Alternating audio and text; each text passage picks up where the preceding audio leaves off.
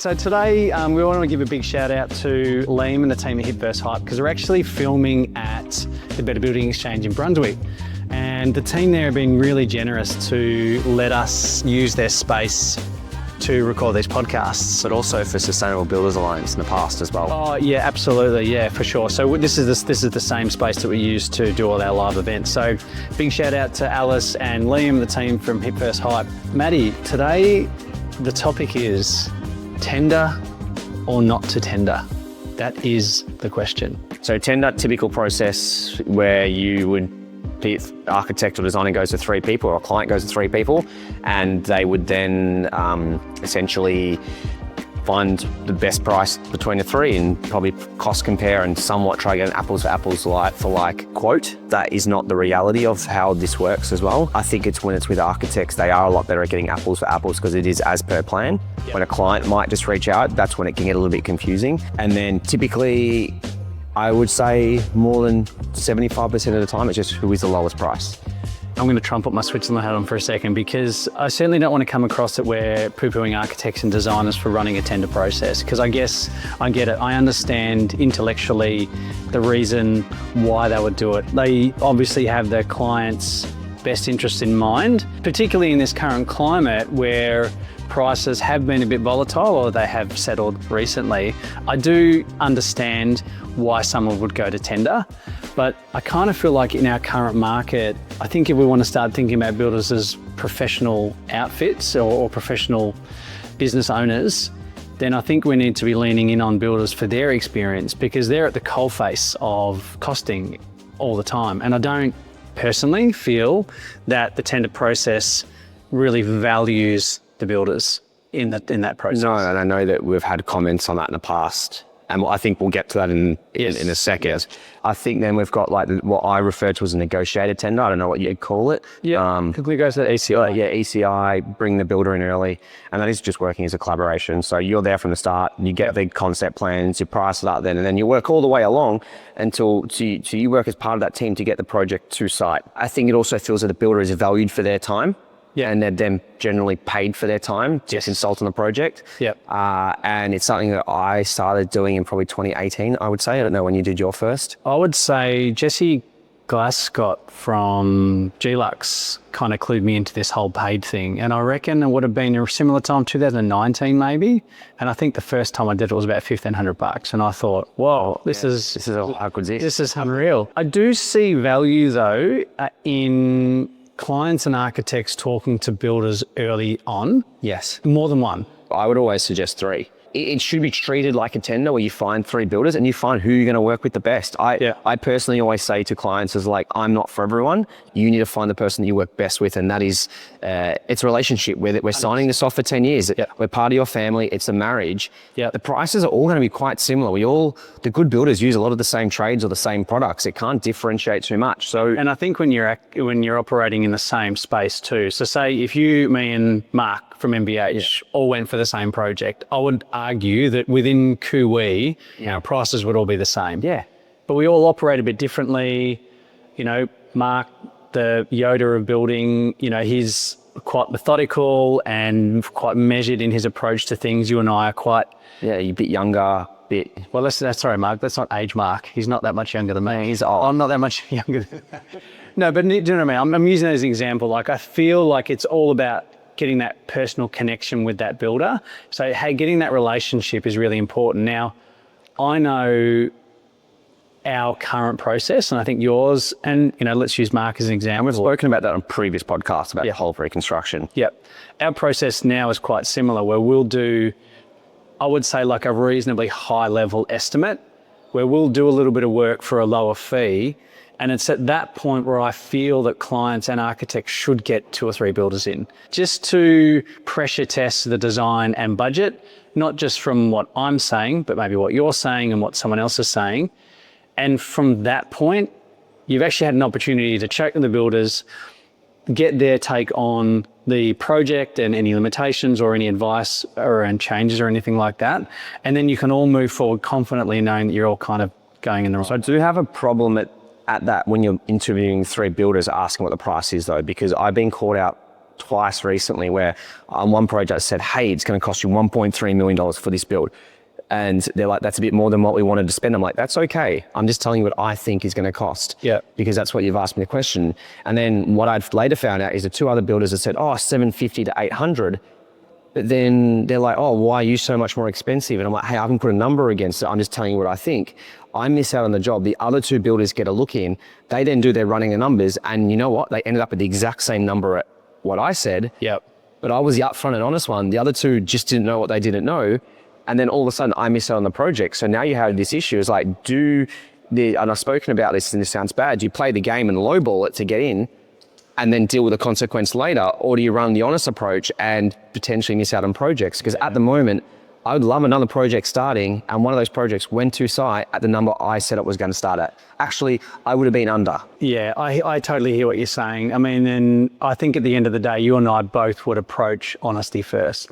And that's what I go back to is like, I can sleep at night. Yeah, exactly. Look, I'm not trying to, sugarcoat anything or try and make us look all rosy and nice, but I personally feel that honesty straight up front is the way to go. And if someone is lowballing to get in and telling you what you want to hear, what kind of relationship? I just think that, and that's when I have the complete trust in architects that they should be able to decipher through that. They should be able to go, why are you so much lower? Yeah, that's a good point. And that I would say like we've got to get better at building architects up, because we both believe that sometimes the way we talk comes across as if we don't. But that's where I really rely on the really good architects to be like, hey, why are these two so different to compare to Matt? Is Matt too expensive, or are these guys lowballing it? We need to do some more investigating. I would say that 95% of architects and designers that we deal with have honest conversations. I'd say 100%. The ones we bring into we work with, we've already got that. We've able to, I think we're both very good at finding whether we're going to align or not. Agree. I was having a conversation with someone this morning on the way here though, of an experience that they're having at the moment. Now, I understand that at the moment work is a bit thin across every facet of construction, from design all the way through to construction. And a friend of mine said, the architect said to him, oh, maybe hold off telling the client your opinion on cost right now, because I don't think that their budget is going to allow what I've drawn.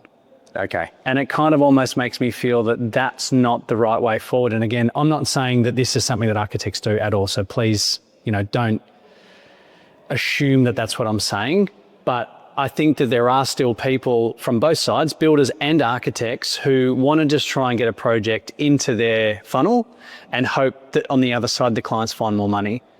When we're asking for more money, these people are building with $1.5 million, and I always feel guilty being like, can you get an extra $200,000? Like, that's not a small amount of money. No, it's not. It's not. But I feel that's where honesty straight up, and if it means that you and I miss out on a project and it does go to site for 1.7 when we said it's going to be 1.7 and they want to spend 1.5, then that's okay. I feel that that's okay.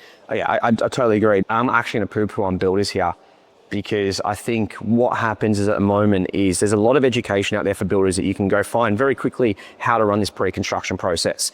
And so you do a 2-day course and all of a sudden you're an expert in it. But what we've always spoken about is you don't know what you don't know. Yep. Now, I think that has also ruined it for builders, because they've done this course and hey, we're going to charge, but we don't know a process to actually make this work. And it comes back to hurt us, where I've spoken to some architects who have been so burnt by the process, and I totally would be the same in their position.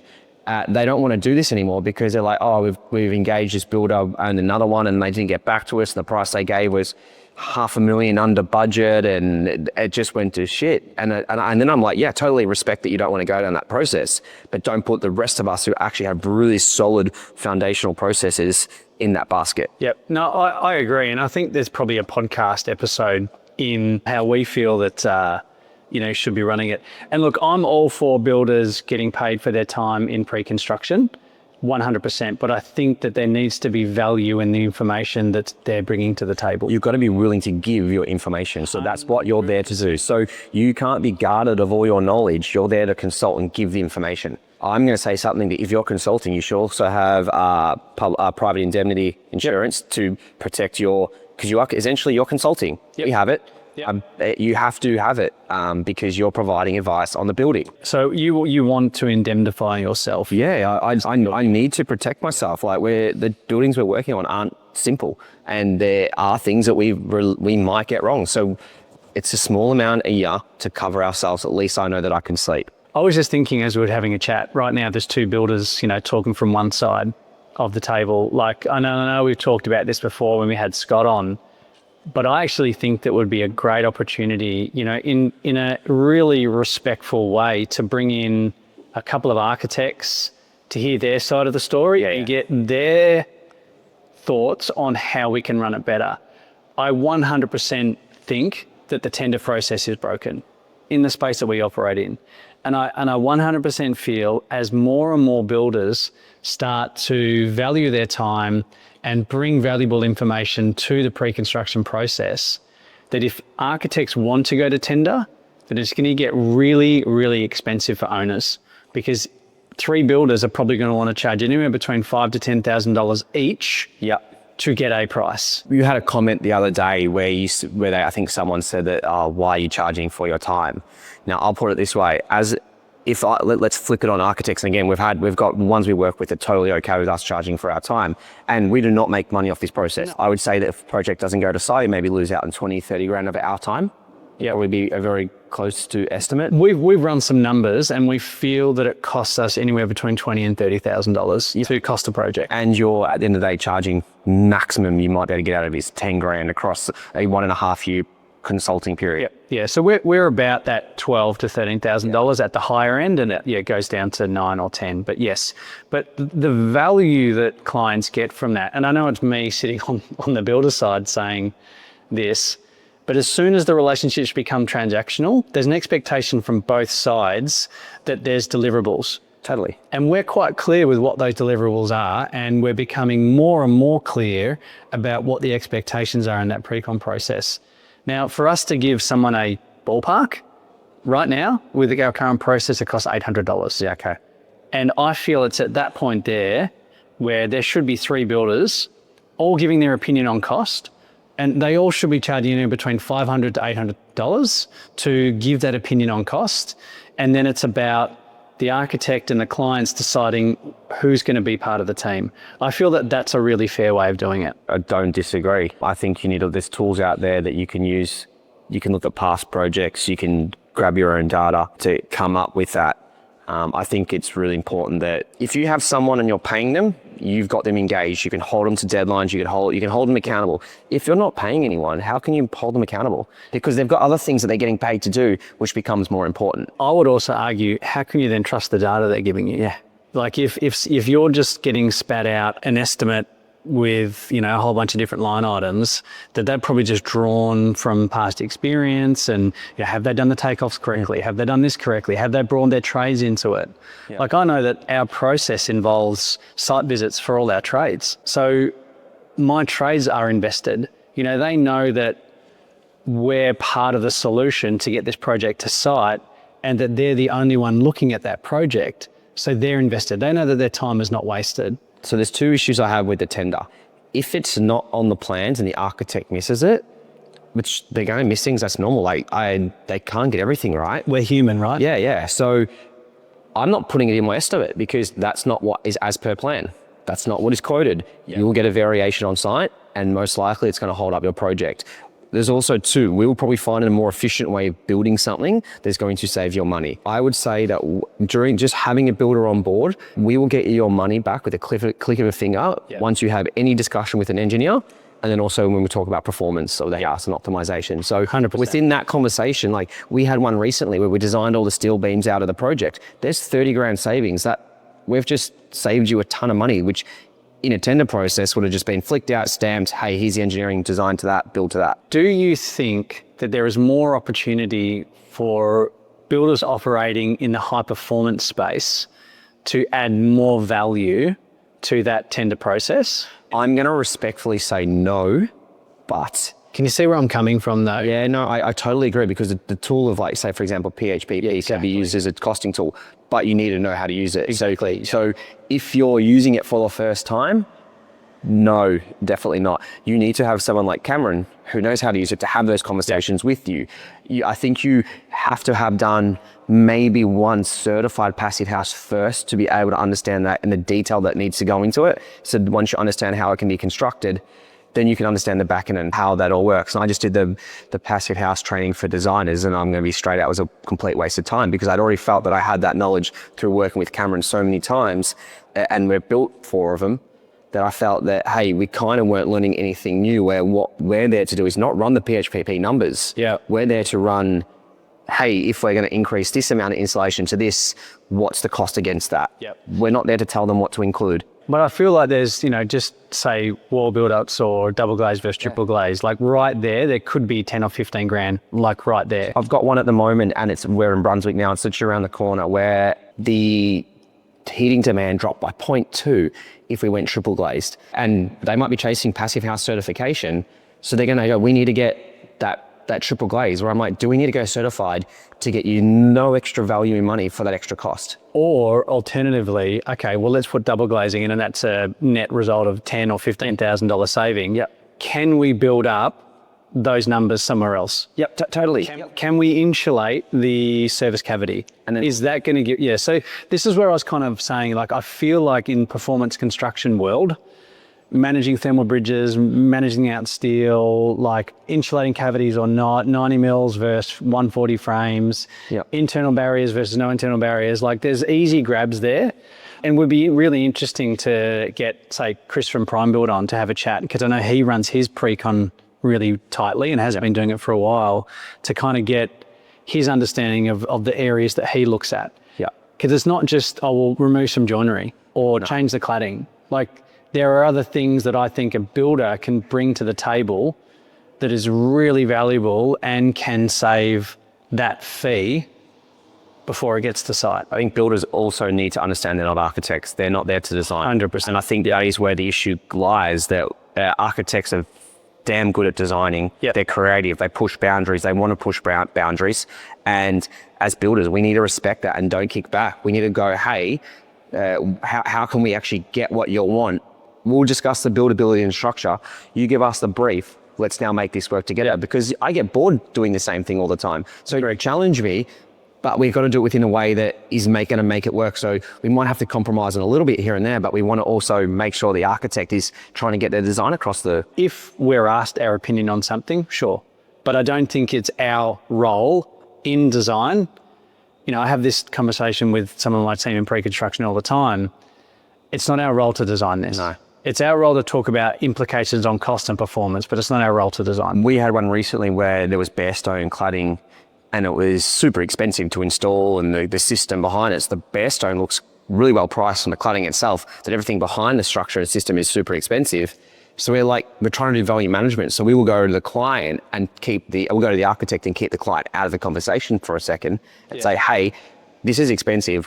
Are you open to changing this? These are just some other suggestions, but that might be something that might be non-negotiable, so we're not going to touch on that. So you can do it respectfully, and if you're wanting if the architect, they would pretty much say, hey, we need some value management options, have a crack at it. So we're like, okay, these are the things we think, but hey, you've got to come back to us and be like, no, we like or we don't like. That's an interesting point about the clients that you've just brought up there. And I think, there are potential clients that are listening to this podcast. There are going to be conversations that the builders and the design team and the thermal modelers and the engineer, those conversations are going to happen, and you might not be sitting in the room. Yeah. Because it's almost not worth your time to sit there, because you're kind of going to be asking questions and catching up. So, please don't think that we're excluding you from these conversations intentionally. Well, maybe it is intentional, but it's not. Throwing anyone under the bus. Yeah. And then being like, hey, architect, that cladding's so expensive. How about we look at this? And the client's like, why did you pick an expensive cladding? The architect's just trying to do their job. Yeah. So we can't, we've got to be respectful to them as well. 100%. What we need to understand here is this is a process. You start out here, and I'm drawing on my book here. You start out here and you kind of go this way and that way and this way and that way, and then you end up over here, and it might be slightly different from your original idea of what that structure is going to look like, but that is the process. Yeah. And it's got all that IP from every single person within that process, adding their information and their thoughts on the project. As long as every single person in that team is making that project king or queen, and everything that you're doing is for the project. The project is a champion. Everyone needs to put their ego aside. And yes, the architect wants to design something awesome. Yes, we want to build it in a way that we want to build it. Sometimes we've got to give up on that, and that's okay. Yeah, the client's going to want best value for money, but it's about working together to get the ultimate result. And that's how you get the best projects. It's how the projects run the most smoothest on site. I don't know if that's the greatest English. That's how there's a higher level of trust. There's how the collaboration just makes life so easy. And also I've got a note here that the thing is, once you're on site, there's an issue that arises, because all the issues arise at the start of a project in demolition or in the ground. In the ground. You've already got that trust. You've already got that rapport that you've developed. So when those issues come, you're like, hey, we spoke about this a lot earlier, that this might be an issue, and we've come across it and it's now a problem. They're like, okay, cool, thanks for being upfront and transparent, compared to if it's a negotiate, if it's a tender process, it's like the client's like, is this really a thing, or are you just trying to get me for extra? Like, there's already that question. You haven't developed that complete form of trust yet.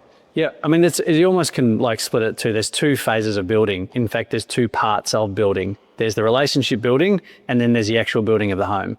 And I feel if you miss the relationship building, then you are setting yourself up for problems during construction. Yeah, it's how things are going to go wrong. And I just think we need to value each other's time, and everyone knows their role. All the architects we know and we work with have never said anything like this, but you had a few comments recently when we did a post about working together as a team, and one or two architects kicked back and practically said that builders shouldn't be charging for their time, that's what a waste of client resources, blah, blah, blah.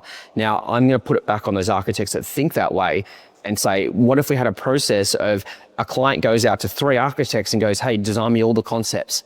And then once you've done all your concepts and we can compare, we're going to now pick our architect we want to work with. I guarantee no architect is going to go through that process. Yep. There's no difference from the builder process, spending their time estimating it and then coming up with a cost to then pick the builder they want to work with. I would also maybe, and I'm going to be completely naive here, but I would argue that getting a solid estimate together could take 50 to 100 hours. Way more. I reckon 80 to 150. But then I would argue to get a sketch design together, and I'm happy to be called out here by designers and architects, I would say that it would take less time to get a concept together. Yeah, I agree. And that's also not including the value management, but then you could argue with the architect about the tweaking of the concept, that there's probably the same amount of time in there. There's also the cost. We pay external people to help us get the estimate to make sure our numbers are correct. Yeah. You work with an estimator, I work with an estimator and quantity surveyor.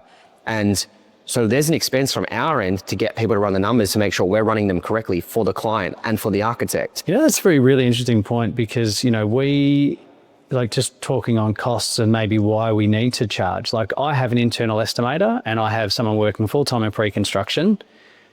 Quite often we do sense check it to an external estimator. Right now we're looking at another modeling company and tool who can actually build the model in 3D, which gives us bill of quantities and a model that the team can use on site. This is all encompassed in that price that we charge clients. So we're actually investing time and energy and money to make sure that we're costing it correctly so we can make money so we don't go bankrupt. Yeah. And then we're getting a really great, efficient construction process on site. What have you said before? The best project is the client gets their home built correctly. Yep. The architects get to see the design in their company and their project's profitable from their side. Yep. And the builder gets a project that is challenging, but also they get to walk away making a profit. That's the whole idea of running a business. That is the ultimate project, and everyone is happy. But also everyone has to give up a little bit. Yep, 100%. Look, and I guarantee that all those architects and designers out there would much prefer to see their designs in real life rather than scrunched up and put in a bin in the corner. Because that's the reality of what's happening at the moment. I would love to know how many dreams have been scrunched up and thrown into the corner. I've had 3 since November. So that's 3 within 4 months. Yep. So what's the solution? I feel, and again, we would love to get an architect sitting here, because we know that this is completely one-sided right now. I think let's go into the tender process, because I can also understand why you would tender. Oh, that's a good point. Because as a builder, I think that I had a good chat with a client that's also an architect, and they do a lot of public housing systems, and they're explaining that because it's for the government, there's no other way you can not do it, because it needs to be fair. You need a tender so the government are getting the best value for the project because they're held accountable by the people. And I understand that to some extent. I still struggle to wrap my head around it because I'm like, well, what if you could work with someone, have an ultimate budget up front, and maybe you've got to work to that budget, and then if it goes over, the project doesn't go ahead. So my understanding in some of these government projects, though, and correct me if I'm wrong, that there is a fee that is charged from the tenders. You have to submit your tender of your fee of what it's going to cost. And then they practically pick the lowest fee and go, well, you're going to now design it. I'm pretty sure that's how it works. Right, okay. So it'd be you bid. You've got to bid for the job. It'd be great to have some clarity around that if someone could sort of give us a I didn't get someone. Yeah, look, I understand that. And I guess when you're talking about spending other people's money, when there's more parties involved, I understand in that respect. But we're talking 20, 30, 40 billion dollar projects. Yeah. Like they require more collaboration as well, don't they? And I agree, but I also feel like there's less emotion attached in the end product. We're talking about dealing with people's homes. Yeah. Where, as you said before, like we're essentially married to them for 10 years. Yep, that's what we are. We're 10 years married. 10 years marriage. And, at the end of the day, I want to be having phone conversations with my client, with them telling me how much they love the project rather than say, hey, my door doesn't work anymore or a window's leaking. Yep, 100%. And I think what we also need to, before we keep poo-pooing on the tender process is a race to the bottom. That's simply all it is. It's builders not knowing how to run their business, not knowing their overheads, not knowing what it costs because they're like, oh, can we get this cheaper? Can we get this cheaper? We don't really know how to estimate. So we can just put some random numbers against it and hope for the best.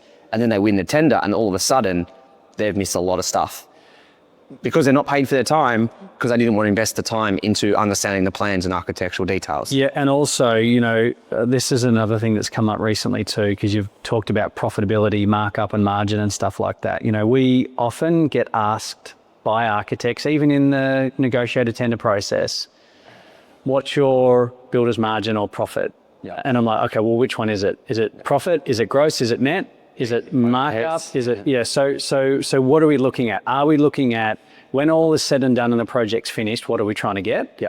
Or what are we marking up? Yeah. Totally different things. Now, I will go on the record here and say that we mark up our projects 25%. Yeah. Because I know my overheads. Yeah. And I know what net profit I want to go to. And it's probably the same for every builder. So I'm going to have a complete guess at this. You haven't told me. You're probably going to want to run at about a 10% overhead and a 15% markup for the profit of the project.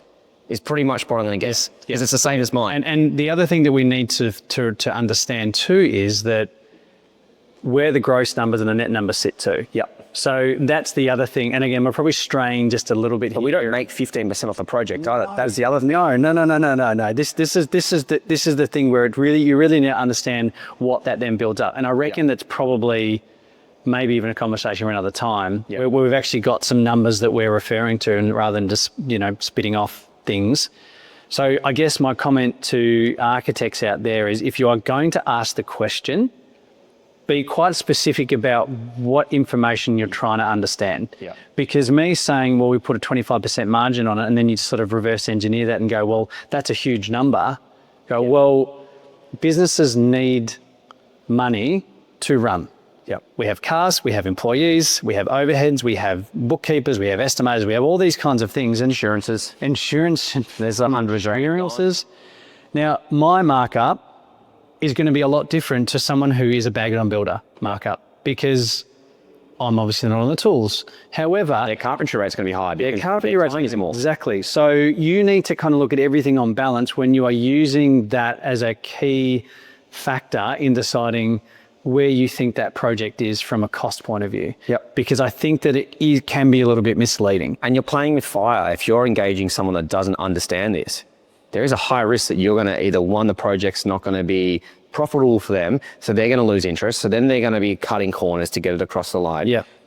Or, and most likely in the current climate, they're just going to go bankrupt. Yes. I think as an industry, and we're talking about, we're going to organise an event later this year. As an industry, we're going to have a conversation with everyone and bring everyone into the room and understand how this process and how architects and builders can align, because I fear they're not on the same page. Yeah. I think that is a huge issue because we both want the same results and we just need to work together. Do you know what would be even more interesting, is actually bringing clients into that and understanding what they want? Because do clients want a tender? It comes down to education, because if you speak to someone they don't know about the negotiated tender, they of course are going to say, hey, I want a tender. Yeah. I think it needs to start with the education between builders and architects, who then can educate the client, because they don't know about construction, or they've gone through and done it a certain way in a past time and that's how it worked for them and seemed to work well, but now we don't speak to the builder. So once you start to dissect it from the client's perspective, Yep. did it actually really work? Yeah, I mean, I feel we've had many successful negotiated tenders. And there's things we get wrong in the negotiated tender. And I was also about to say, I've also had negotiated tenders which haven't gone well. Yeah. You know, and we're always learning from this. And I think the ones that haven't gone well is when, if we go back to that honesty thing, is when I haven't been honest as I probably should have been at the beginning, where maybe I've known that it mightn't have gone over. Yeah. But I was like, oh, well, let's just see. Is it because you didn't know your process that well and you've refined it since? I think so. And I also feel that the last couple of years have been quite tricky with, fluctuations in prices, where we gave a price, 12 months before that final price, and then we've seen prices go up. And then there's inflation at like 3.5%. And that's not a great experience. There's 80 grand on that. Yeah, and that's not a great experience for clients. I would love that if we gave an estimate and that's what they'd contracted on. Yeah. And I feel, the way that we're approaching it now, using the tools that are available to us, our knowledge, past projects, and a new tool that we're starting to use, that we can give a pretty accurate estimate range of where the project should land. We're also putting in other inputs to accommodate performance construction as well. I know you're using the same tool. Maybe we can talk about it at some other stage. But I actually feel that that's a really great way to pressure test it. And if I go back to what I think the perfect process is, at that stage, get 2 or 3 builders running that process. Spend the money, because if you spend the money, you're going to get good data. You got to pay for that information. It's at that point, pick one of the builders that you're comfortable with. Could I'd almost guarantee if you, me and Mark all did that process, we'd be within 5% of each other. Our roofers are going to be the same. Mechanical ventilation is going to be the same. There's other trades we use to be the same. Yeah. Now, as I'll say this though, the negotiated tender is in a builder's best interest. And I say that in a way because, one, I think that we come in tighter on our numbers because we've kind of got the project, we just now got to get it to site. So we're respectful on like, hey guys, come in tight because we really want to get this project to site. But hold on. Yeah. But the other thing is it allows us to schedule in our projects for the future, knowing blocking them out when projects are going to be. So you're now there's a higher chance that your project is going to start most likely when you want it to start, because we've been able to schedule in and control the cost. The other thing too, which I hopefully would give clients and architects a bit of assurance around this, is we're almost hanging our hat on this number, which we haven't dove really, really deep into the design. There's no details. But we've had enough experience and we're relying on these industry tools and past projects to recognise that the range that we're giving you is a good, realistic number. Now, we're going to try fucking hard to get in that band. Yep. Like 100% get in that band, because if we're not, then our process is shit. There's no point doing it. And the thing is, you can't, as architects, which is really challenging for them, is they can't look at projects in 3 years and say, hey, we built this for that. This is what it's going to cost now. Unfortunately, that luxury has gone out of the window since COVID. And that's really difficult on them, because I think with architects is if they've got a budget of say $800,000, now they're going to give a pen and paper and go, where do I start? Because $800,000 gets you nothing these days. Yep. And that's the reality. Well, it doesn't get you as much as it did. But also, the other important thing to note with that point is that the architect's getting the contracted value, not the as-built value. Because as builders, we've priced it back here, and then we've started here, and then we've taken 12 months to build the project, and then we'll do like a post-mortem on the project and really understand what that project cost us. So we actually have that real cost of the project in real time. In today's current market. Unfortunately, architects don't have that. And Chris Gilbert brings that up too, in the conversation that we've had, that us as builders, if we could plug that data in somewhere, then architects are winning, and maybe that's the solution. Yeah, I think what is working isn't currently working. I think that we're all still finding our feet. I think that we have ours pretty well dialed in, but then I've completely flipped my process recently on its head too, because I'm like, well, we can improve on it again. 100%. And I think that's where a good builder will be able to understand the process. A good architect will also be able to question us on our process with some very clear guided questions on how does your process work? How does it work? I think the most important question an architect can ask is, how has your process failed in the past? So then they can start to understand what didn't go wrong, so we can now give this project the best chance to go ahead. How have you learned from how you were doing things 2 years ago, and what changes have you made? Let's test how transparent the builder is and go, oh no, all of our projects are fine and dandy. Well, the reality is I've had 4 or 5 projects in the last 2 years that haven't got to site because they didn't meet budget. Well, and I'll tell you what, I've also had projects that have gone to site where if I look at, our projected profitability, it's 12 to 15% off where I'd wanted it to be. Totally. So, but I think we wrap that up. I think this is our first episode in person, so bear with us for a few episodes to see how we get it. All these will now be on YouTube as well. We're really keen to start spitting out some way better content. We've got some awesome stuff in the pipelines around webinars and trying to bring out little handbooks. Got some ideas that we're going to really start to help build this industry up and not just make it a podcast, but make it a big collaboration between everyone. So yep. And the good news is a lot of this information that we're talking about is going to be free. Yeah. Yep. We do need to fund this at some point, but that's where the sponsors come in. If you want to sponsor, reach out to us. We do have a few lined up that are keen to come on board. So yep. Awesome. Again, want to say a massive thank you to Hit First Hire for letting us film. There was building better exchange. Better building exchange. Better building exchange.